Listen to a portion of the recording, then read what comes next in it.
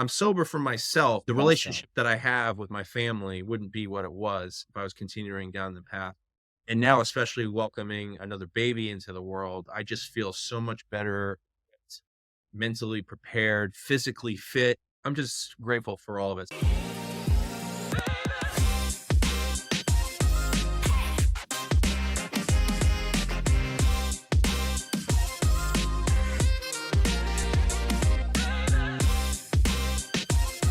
What's up, dads?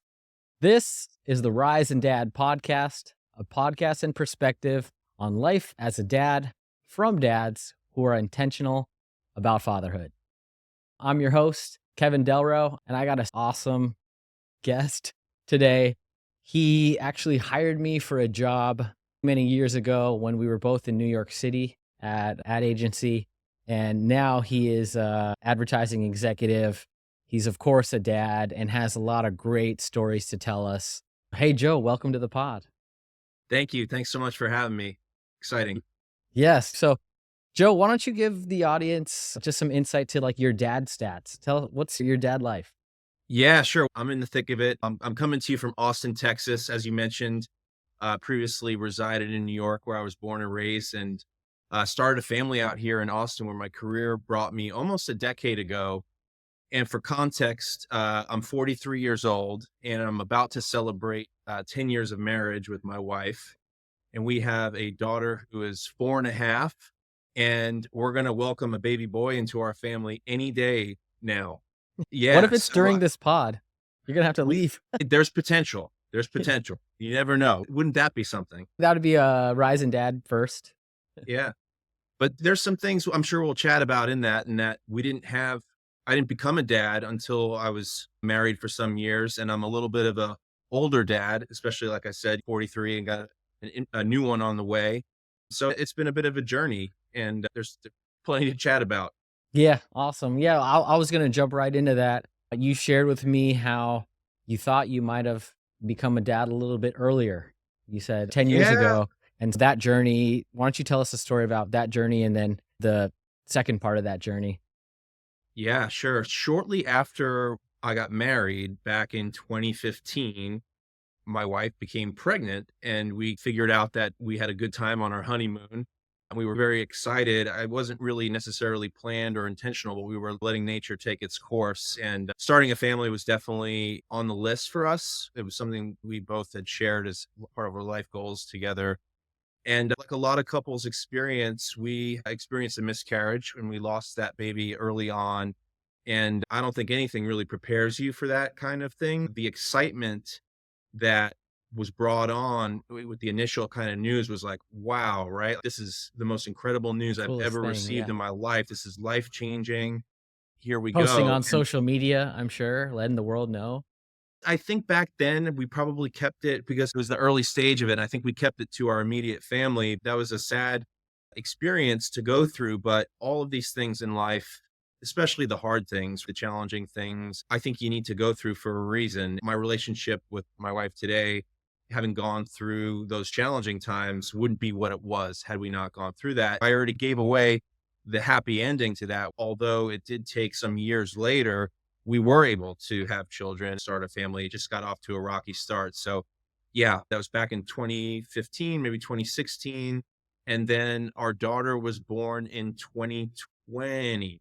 So, Yeah. yeah, it's Same some year as my time. daughter, Yeah, because mine's exactly. four and a Exactly. half too. Yeah. COVID babies, man. I Wow. know. Like we know we were just like trapped in our apartment, me and my wife and our daughter, and no one was visiting us. Like it was just us. Like it's truly a test in like parenting and relationships. It was like almost so traumatic in a way that I think I've forgotten some of those details around like how isolating and strangely lonely that it was to like have a kid. And then For like sure. my family and my wife's family are on both coasts. We're here in Austin, Texas. So I've got family on the East Coast. My wife's from California and her family's out there. And it was like really challenging. This is 2020 pre-vaccines, right? So it was still very high alert, very cautious, Yeah. quarantine style, as you remember. Yeah. And it was difficult. It was difficult to get help. It was difficult to celebrate. It was difficult to socialize. it was, and especially for a first time parent trying to figure this stuff out on the Right. fly, You already you don't know like, what you're maybe it doing, was and a it wasn't normal even easy to situation. go to the store to get diapers, or it wasn't really, nothing was easy. Parenting is already hard as it is, and then throw that on top. So, yeah, but it was 4 or 5 years that we tried to Yeah. conceive, and due to fertility issues that thankfully, between miracles of science and higher power or whatever the universe decided to provide for us, it all worked out in the end, but Yeah, that's awesome. And why don't you tell us a little bit about, so you obviously thought you were going to become a dad and then you had this hardship and there was this time in between where you were trying and all this. Did your mindset change when your daughter finally arrived and you're like, "Man, I've been waiting a really long time for this?" Or what was that moment where you're like, "It's finally here. Like we all that we've gone through and here we are." yeah, I should be really candid. I think this is the purpose of this, is to share our experience. So I'll be as vulnerable as I can be with you, and saying that 4 or 5 year time period was not business as usual, right? We weren't Sure. necessarily going about our days with the happiest sort of mindset. I think my wife and I both, in our own unique ways, struggled with mental health, and we went through some dark times of depression, and we left New York. At that point, we decided, hey, we want to change of scenery, change of pace, change of perspective.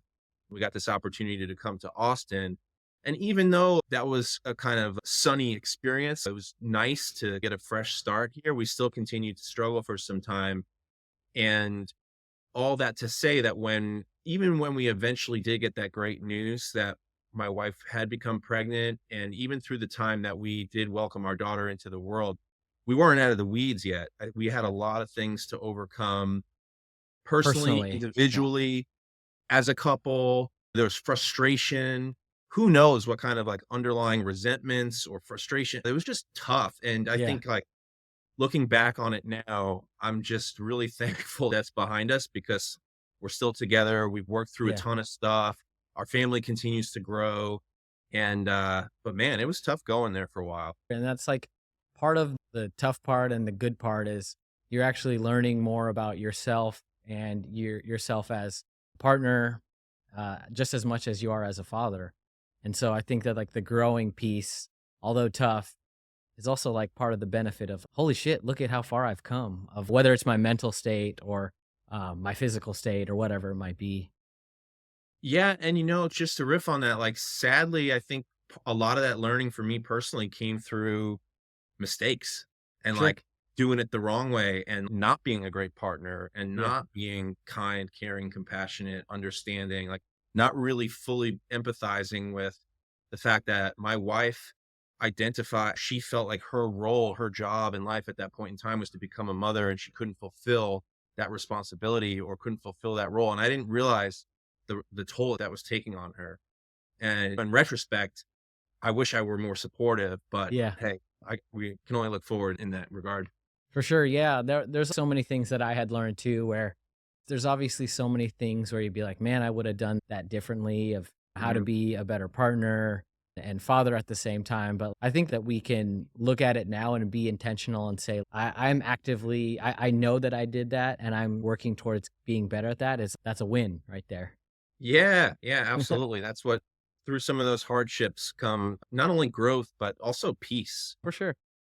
Yeah. And that brings me to my first question because I did ask you about before the show, I talked about like your approach to fatherhood, your Mhm. approach to dadding. And one of Yeah. the like key things that I saw that you talked about was knowing who you are. And that's where it stems. So why don't you tell us a little bit about like your perspective on knowing who you are and how that makes you a better dad?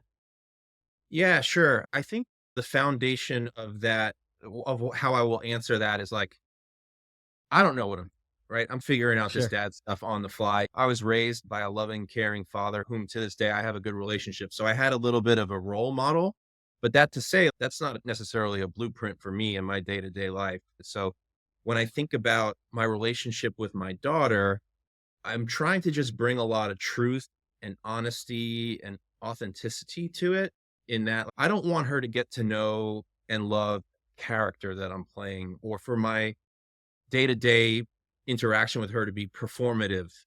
Ultimately, I just want her to feel loved and cared for and safe, And the part about knowing myself is knowing my strengths and my passions and leaning into them Hmm. so that I can make sure that's front and center, but also understanding my shortcomings and some of my Sure. personality traits that are less desirable. I know myself to be an impatient person at times, to be Yeah. judgmental, to have high standards. Impatient. How are you a parent, Joe? Yeah, that's the thing, right? So it's I could easily, by knowing those things about myself, when I see or start to feel myself veering into that type of behavior, I try to make a conscious effort to correct that or to dial it back because I think that would be a hindrance. I don't want to be a blocker to the love that I want to give to her and show to her and have her Yeah. feel and experience.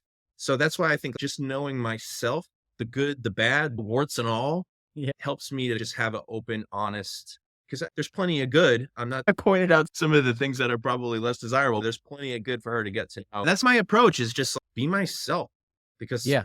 why not? And that's a great point because that is, I know for me as a dad, that is what I try to preach to my daughter too, is being her true self and Hmm. loving her true self, right? So feeling the emotions, feeling the feels that she might have Yep. and owning those and like just being yourself and loving yourself. So I think that we are a direct mirror of our children, right? They do as we do, and they talk and they act as we do in many ways. And you trying to just be your best self and have her and your family like you for you is like what we want from them too. Yeah. That look like kids are sponges, right? Like Yeah, they absorb everything we say and don't say, right? Like they pick up on the energies, they pick up on the attitudes. And if I have a conversation with my daughter today, is she gonna remember it X amount of years from now? Probably not the words, but there are things, be it conscious or subconscious, that she will pick up on and hold on to, and I just wanna be mindful of that stuff, that's all. and it's like, especially as a girl dad, the way that you talk to and love and your wife Yeah. is just so important because we are setting the role or the example of what love looks like in a home. And Mhm. so that I would hope when my daughter is in a relationship and maybe it's not going in the right manner, she knows this is not what love looks like because it should look like what I grow up seeing. So I have a lot of pressure on myself thinking about that. Yeah, and look, let's be real about that too. I'm not gonna speak for you and your relationship, but I'll speak to mine, like, my marriage is not without tension, right? Like, Well, of course, yeah, we're human beings, right? So yeah, sometimes if we're at the dinner table and the topic of conversation goes to a place that's just not that pleasant, totally, we gotta like, all right, we we're setting an example. yeah. We're both conscious of, You get hey, that side eye maybe we'll look, maybe like, we'll go duke it dude, out later, but yeah, hey, let's not get into it here because she'll pick up on that for sure. yeah, for sure. Now, you are a girl dad right now, and there's so many greatnesses about that, but how do you feel that you're gonna have a son now? Does that change the approach at all? Maybe excited in some ways, but also you wanna be cognizant of everyone's their own self, right? And we're gonna raise him as but how were you just excited when you're like, "Oh, man, I'm getting a boy?" I'm just excited. Like, we didn't know if we were gonna be able to have another child. Yeah, So the fact that we were gonna have a kid, boy, girl, didn't really matter to me. I think, and 5 years later, or almost 5 years later, having gone through everything we've gone through, having learned such valuable lessons, and being on such more, like, solid footing today, yeah, individually, as a couple, as a family unit, I feel like we've got a much stronger foundation today where I'm not really worried about anything too important. You know what I mean? Like, yeah, my yeah, yeah. stresses are so like, "Oh, I'm gonna be tired. Oh, Yeah, yeah, that's like, nothing. whatever." But I'm not too concerned about, "I've never raised a boy. How would I raise a boy?" It's the same principles, right? Yeah, It's show love and just be present and figure it out as we go and do the best we can. And who knows, right? Like, this is something I'm learning with my daughter too, is like, you never know. She's got such a big personality. She's funny. She's humorous. She is so outgoing and social. I'm thinking about it. I'm like, did she get that from me? No, probably more her mom. I don't know. She amazes me when yeah, we go to the park and she's just like friending all these kids and that she's so spirited and into music and singing and dancing. And I bring this up to say, I'm not forcing any of that stuff on her. I'm sure, not sure. pressuring her to do things or be this. it's just so nice to experience. I want to avail her to as many opportunities to explore who she is, what she likes, passions, talents, whatever. I intend to do the same for our son. Yeah. And I'm sure he'll be everyone says, "Oh, you're having a boy. What? Boys are nuts. Just wait." And I'm like, "You haven't met my daughter. She is a handful." So I have a Yeah. sneaking suspicion that we might just have a chill little boy, but you There you never know. go. And when you're a girl dad too, what they always say is, "Just wait till she's a teenager, Oh, you're yeah. gonna have a gun." No, I won't. Man, I think about that sometimes. She's gonna test me. That's for sure. My perspective on that has always been, she's always gonna test me, and our kids will do what we do, but I hope that up to that point, I have given them the tools to make great decisions and great morals of how they live life and how they wanna live life, that I wouldn't have to worry about terrible boyfriends or whatever. Like, hopefully, I've done my job where I can be like, "Okay, now go and be fruitful." Maybe not, I don't know. Look, the truth is we're not in control anyway, so Yeah, why stress it? I think when the times come, good or bad, we'll continue to be loving dads, right? And for and sure. I was a terrible teenager, personally. The Yeah, things I put my parents through, I was a good young kid, but then my teenage years were a little bit troubling. I've had to get bailed out of a couple of things, maybe literally, maybe not, but I think I've learned a lot from my own parents and how they dealt with me and yeah, continued to support me through the good, the bad, the ugly. yeah, So I intend to do the same. So hopefully it's more good times than not, but yeah. whatever it is, we'll cross that bridge when we get to it. Is there any part of your parents and their parenting that you're not gonna take with you? And what I mean by that is my parents, they raised me, I think, just magnificently, and there's some great things that I'm taking from them, but Yeah, there's other parts where I was like, almost 40 years ago, where it's, "Yeah, we're gonna do things a little different like that. We're not doing that anymore." Do you have anything like that from your parents? Yeah. definitely. I If got the belt. I would absolutely never do that, right? I got my butt spanked for Yeah. sure, and that wasn't pleasant, but I had different consequences, yeah, for sure. I learned lessons differently that my wife and I had just decided early on, that's not us, that's not our style, and it's a Sure. different time and place, and we can talk through these lessons. But other than that, I can't say there's anything I wouldn't necessarily take because I think that my parents did a really fantastic job. Yeah. But yeah, when I got out of line, they let me know and they corrected it. But yeah, I don't know. I don't have a whole lot to That's elaborate great. on that. Hey, shout out to mom and dad McCaffrey. They Yeah, knew what yeah. they were doing. Yeah, yeah. That's Good folks. awesome. All right, so you touched a little bit about your early life, Mhm. and I know that music played such a big part of your career, your life and career early on, but also now. And so tell me a bit about, take me back. Tell me about your relationship with music and how that's transcended to life as a dad.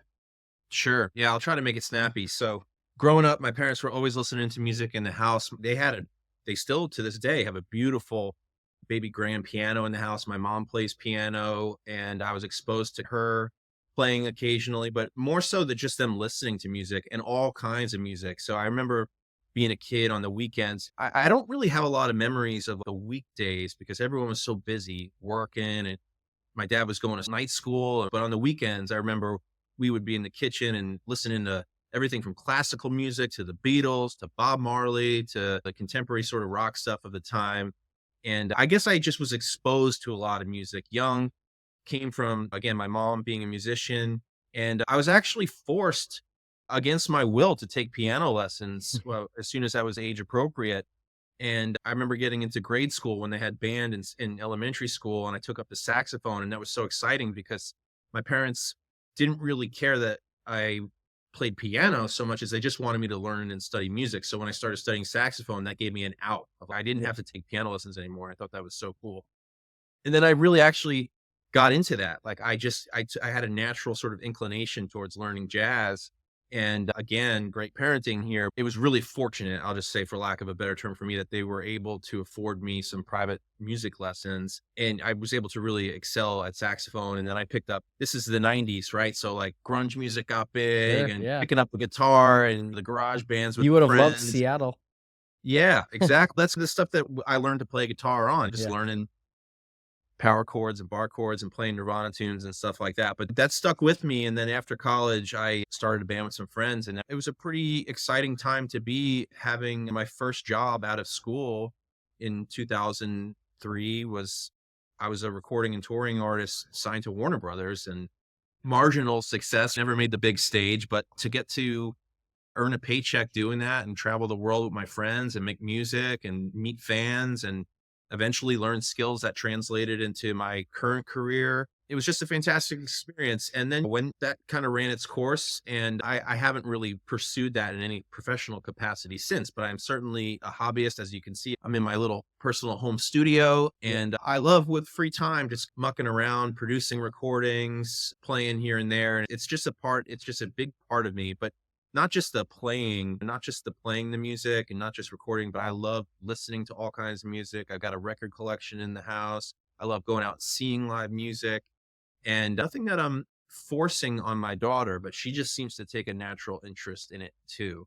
Yeah, so Like, how do you guys play instruments together? I'm sure she's super curious about what happens when she pulls this string and whatever. yeah, so of course, like this is my personal hobby and interest, and I'm not forcing it on her, but naturally I get her a little guitar and I get her Sure, a little sure. keyboard and I get her a little drum set, and I just put it out there because hey, if you want to sit down there, if you want to play with these toys, go play with these toys. Sure. The guitar, not so much. The keyboard, and not so much. She does like to sit down and bang on the drums. There you go.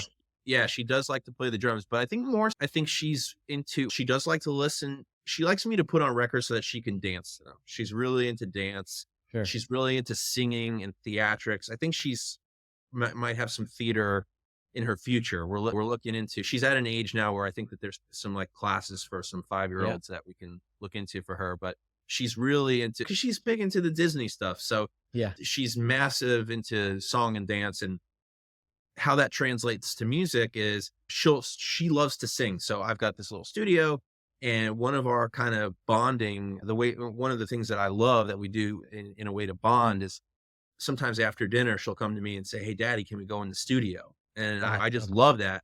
That's like music Yeah, to me too. because it's so great on so many levels. Because I could just say yes, right? It's just like, you want to go in the studio? Yeah, let's Yeah, go. yeah, yeah. And that gives my wife a little bit of a break because we go in here just the two of us, and this is detached from the house. It's a separate Sure. sort of building, Okay. and in the backyard. So we come out here and I plug, and we've got this little routine where she's like, I want to pick my microphone because Oh, yeah, yeah. I got a little selection of microphones. So she goes and she picks out her microphone, and then I'll plug it in for her, get her singing through the monitors. And sometimes she'll ask me like, I want to hear myself. She doesn't know what delay. She doesn't know what like the Sure, effects sure. are. She doesn't Yeah. know what like reverb or delay, but she knows how to ask. I want to hear it double. So it's cool, and then she'll sing until and I don't even know what she's singing. She's, like, singing stuff she Yeah. heard in the Frozen, car. maybe. Yeah. I don't even know, but she'll belt it at the top of her lungs until she's out of breath, and then she'll go in the house and go to sleep. You know what I mean? Yeah. That it's difficult for her to wind down and go to sleep because she's all over the place, but getting that out physically, like that physical exercise of singing, and it's good for her, and I love to be able to provide her the space to do that. Yeah, and I love that you can tie in something that you've always been so passionate about, and now you guys get to experience it together for Yeah. something that's beneficial for her too. That's just so cool. You couldn't have scripted it any better. One more point on that. So last year, after a long kind of quiet period, not necessarily a hiatus, but I hadn't really done anything musically in a long time. Last year, I decided, hey, I've been tinkering around in the studio for a few years. I've collected little bits of music here and there. I'm going to give myself a goal, and I'm going to make a full length album. And I put out this solo project that was an album of all original music. And I just did that for fun for myself. And I played it for my daughter, and I would have it on in the car occasionally. And I never really thought that she would take to it. But she has identified one song on that's her favorite song. And she's, Oh "Oh, yeah. this is Clara's song."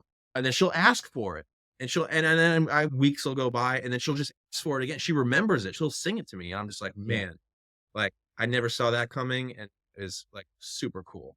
Okay, Joe, we're gonna talk about one thing else. A little personal anecdote for you is when Yeah. we were talking, I was like, we were riffing on what the angles were to talk to you about Yeah, in your yeah. fatherhood. And You mentioned sober dad Yeah, and let's go. that whole journey. And I know there's been a lot of conversation around being our best self Yep. and knowing who you are. And why don't you just tell us a little bit about that description that you gave me and why you felt that was your kind of MO? Yeah, it's a very personal story, which I'm happy to share because if anyone is going through what I was going through, hopefully my experience will maybe lend them some help. In a few days, I will be coming up on a milestone of 3 years sober. Hey, Which, yeah, congrats, man. That's awesome. yeah, thanks. We kicked this off talking about fertility challenges and the challenges of becoming parents and starting a family and some of the mental health issues that my wife and I both experience. And we struggled for a while. And we talked about COVID and isolation and the hard and challenges and all that stuff. And what I found was that I experienced a time period where I went from drinking alcohol for fun. I always loved to party. It was always, especially as a musician, like that was being performing, being at shows. It was always there. I was always, alcohol was kind of part of the fabric of my life in a lot of ways. And it was always fun and it was never really problematic. It never got in the way of relationships, work, anything. And then, yeah, life got rocky. Times got tough. And what I found was over time, and especially as we got into that sort of unusual time period around COVID, and I'm home all the time and I'm not seeing anybody and I'm not really benefiting from socialization, I realized that I started drinking more and it wasn't for fun. It was really just Mm, to numb the uncomfortable feelings that I just didn't know how to deal with any other way.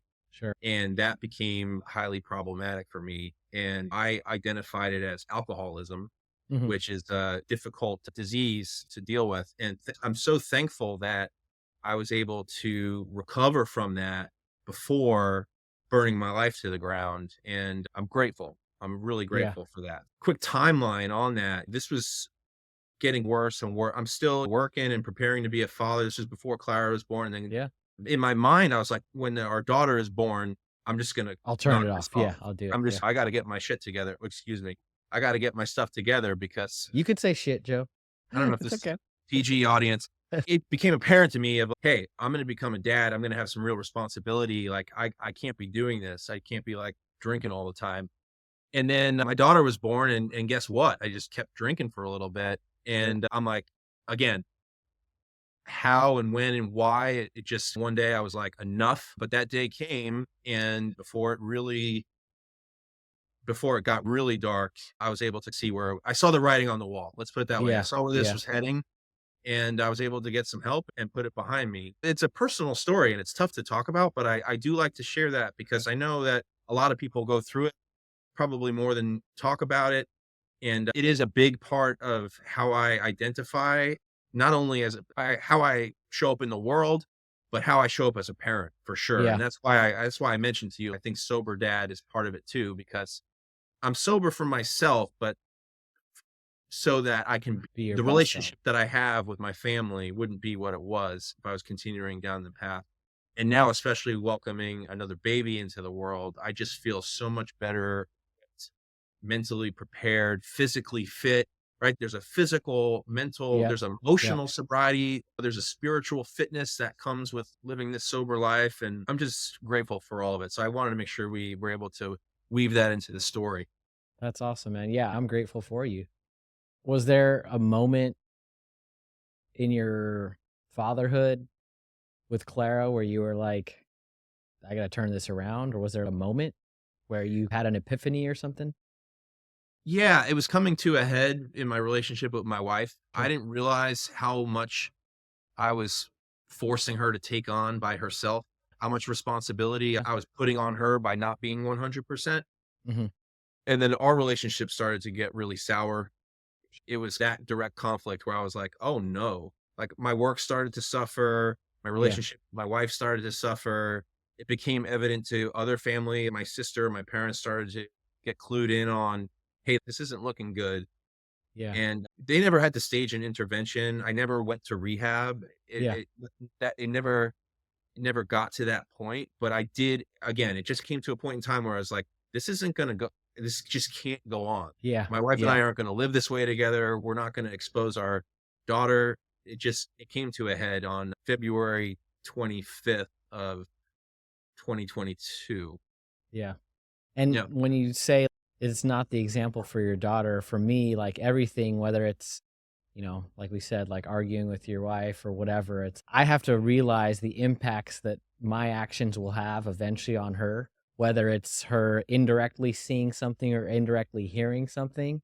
Mhm. And it's just so important when you think about we use this term at Rise and Dad podcast all the time, is the intentionalness. So how are we being intentional so that all the bad stuff doesn't continue to reverb and go back down the line, and we can protect our kids from everything bad or the things that we had to work through.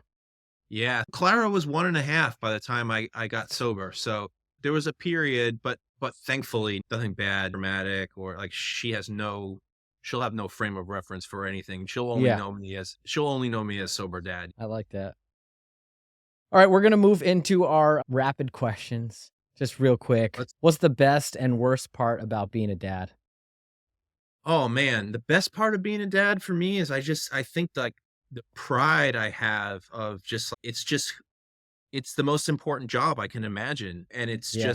I'm just so proud. I'm just so Yeah. proud to be I think that's the feeling of pride and enjoyment and joy of that loving relationship and that special bond is just tops. I don't know how else to describe it. The worst part of it, I don't know, maybe two-part answer. One is just, like, knowing I'm never gonna do it perfectly. Sure. I'm a perfectionist kinda in some ways, and I Yeah. just, th I'm gonna stumble all over this thing, but it's Yeah. okay. I gotta give myself a little bit of grace. Yeah. Um, the other thing too, and this is personal to me, is that, like, I'm a little bit older, right? So like I said, I'm 43, having a newborn son, like, I'm gonna turn 60 and that kid's a teenager, right? So my own mortality is on my mind a lot of time and the impermanence of life and being an older parent, I think it's all in my head. It's a perspective thing. Yeah. But for me, that's the hard part of parenting too, is just I love this so much and it brings me so much joy. And I just want to be great at it and then just enjoy as much of it as I can while I I, can. I trust that, man. That's awesome. You know Yeah. what, Joe? Before I go to the next question, the fact that you're saying you want to be great at it is like literally step one. The Mhm. fact that you know that and want to be it, that's half the battle. You're Mm. crushing it, man. Hey, you know Uh, what? Our kids give us feedback, right? When my little girl comes and says, "Daddy, I love you 80 million trillion times infinity." And I'm just like, that's a lot. oh, Like, that's so I'm great. like, all right, thanks for that. Cause Yeah. she doesn't really fully grasp it all, but there's some unfiltered feedback around I love you, you love me, we're good. Yeah. So that's cool. I love that. Describe being a dad in one sentence. It's the ultimate responsibility and greatest reward that comes with it. I love it, Joe. Man, put Uh, me on the spot with the tough ones. what? You Come could on. have been funny. You could have went for a funny response or something. Last I don't one. One piece of advice for someone who is not a dad or a new dad. It could be something that someone told you, or maybe something that you've learned recently. What's your advice? My advice for someone who might be becoming a dad or is thinking of becoming a dad is, hey, there's no one way. There's no one right. It's all good. There's no one right or wrong way. And not everyone will become a dad, and people will become a dad in different ways and shapes and forms. Mentorship or something? What's that? Like through like mentorship or groups? Yeah. Yeah, for sure. Maybe you become a biological father. Maybe you adopt a kid. Maybe you are a father figure to someone. Sure. Yeah. I think it all comes back to that central theme of just do the best you can and try not to worry about it too much. Hey, that's great, Joe. Hey, thanks a lot. That brings us to the end of the pod. I really appreciate you taking the time and sharing these personal stories. I think that there's plenty of people who are going through something similar like you, and it's going to be very beneficial for them to hear about it. It's so good to catch up with you and chat. And this is really cool that you're doing this. Yeah, I'm thanks, Joe. And excited if there's to follow along. anything like music wise, where can we find you? How can we listen to music? What do you got? The album I put out last year is called Impasto Gardens, and it's on all the streaming services. So if you want Cool. to check it out, but We'll put it thanks in for the the plug. notes somewhere. Thanks for the Yeah, plug. we'll put it in the notes. All right, Joe. I appreciate it. Thanks a lot. We'll talk soon. All right. Thanks, Kevin.